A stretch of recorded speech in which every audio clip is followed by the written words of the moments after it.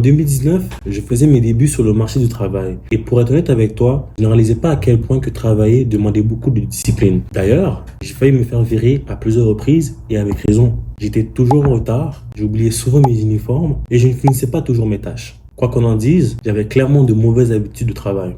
D'après toi, étais-je une personne fiable aux yeux de mon employeur?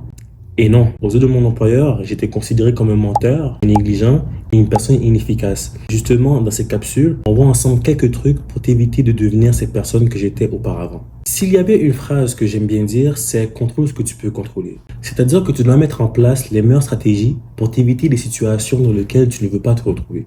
Exemple, tu as un rendez-vous chez ton client à 6 heures du matin.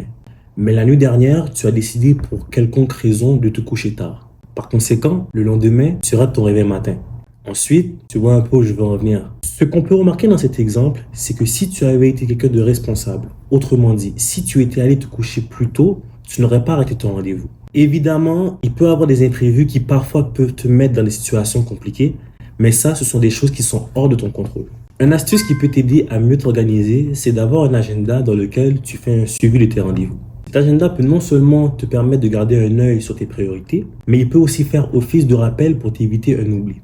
Sache que parfois, tu risques de manquer de temps chez ton client pour effectuer une tâche. C'est pour cela, comme on l'a vu dans la capsule précédente, il est important de rester en constante communication avec ton client afin d'effectuer ces tâches prioritaires.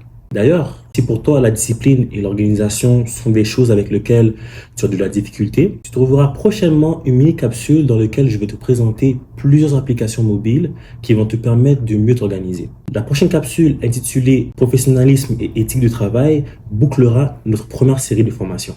À bientôt.